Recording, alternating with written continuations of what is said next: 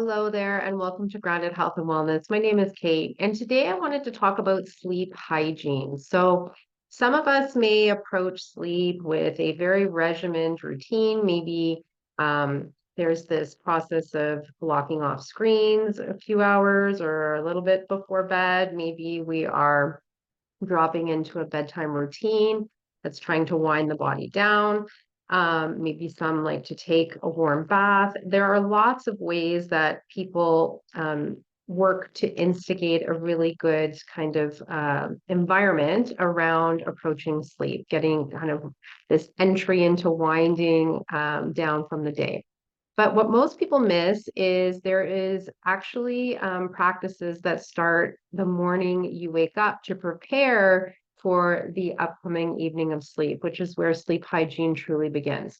So, from a circadian biology standpoint, we're working with the delicate hormonal balance with our bodies first thing in the morning between cortisol and melatonin production. So, melatonin is our sleep hormone. We want good, healthy melatonin production in order to help us get off to sleep. And we want kind of cortisol to rise healthily in the morning and steady off through the day, and then slowly start to come down so that melatonin can turn on. What tends to happen is based on the way that we live our modern day lives, this gets kind of junked up. So, what's really important is to give the biology and the brain the first signal of the day, which the day has begun, which is ultimately getting outside and having bare eyes exposure to a sunrise. So when we do that, we were biologically designed to know that the day was starting when sunrise came up through our ancestors. So it's important for you kind of upon waking to do your best to get outside first thing. If you can't get outside, you're opening a window. If you stand by a window, you will not get the same effect because modern day glass has UV blockers in the glass. So you need to be outside. If you wear glasses or contacts, these need to come off in order for the light to hit your eyes. There's something called these melanopsin receptors in the eyes that communicate to the brain that the sun is up and the day has started. So we start to calm that cortisol rise. There are other practices in place that I've spoken about in other videos in regards to when you should time your meals, especially breakfast. That's in an earlier video. I'll put the link down in the show notes as far as where you can check that out. But that's another signal, but it's at a bare bone minimum. We want that light exposure first thing in the morning to let the brain and the body know that the day has begun. So we don't want to turn on overhead lights in the house and let that be the first light. It's too bright. That tells the brain it's kind of high noon, especially with LED lighting. So we need this kind of natural progression of the angle of the sun and the way that it hits the earth on where you're living to tell the body in a gentle way that we're edging towards the start of the day. So if you're able to kind of get that hack under wrap, you're off to a great start for preparing yourself for that night's sleep. So another hack that I use and I recommend for clients, especially if you're someone who works inside an office all day or you're indoors most of the day, you want to take kind of scheduled light breaks.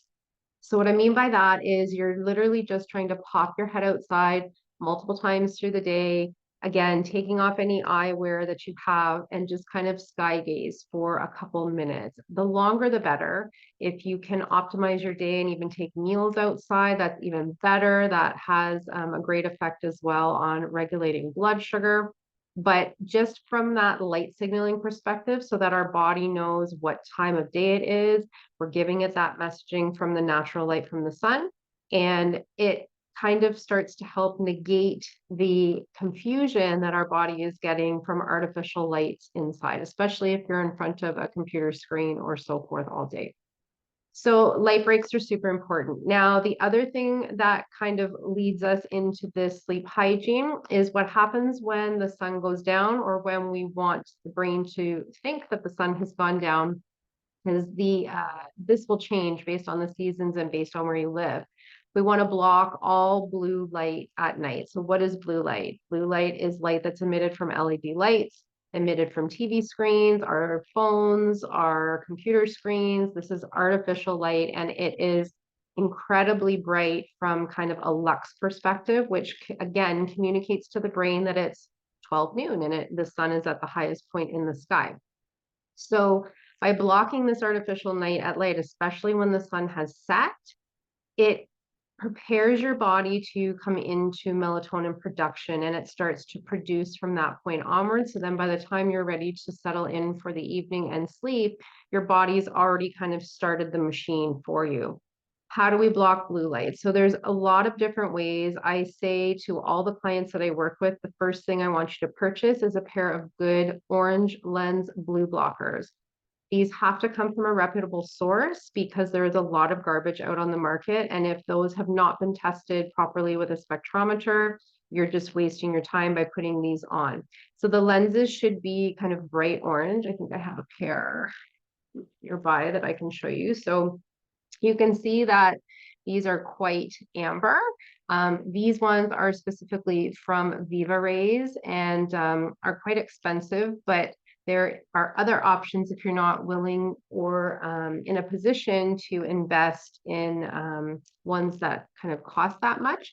I'll put a link down in the show notes. There's a great trusted pair that I learned about from Sarah Kleiner, and it is off Amazon. And I usually recommend that to my clients when they're first starting out with this, because there is some skepticism that is attached to these practices because, again, it's not common practice. We don't see people walking around or going into restaurants wearing these glasses. So to kind of edge your toe in and see how you feel, start with kind of a low cost product, and you can always explore other options later and kind of make stronger investments in other products later on down the road.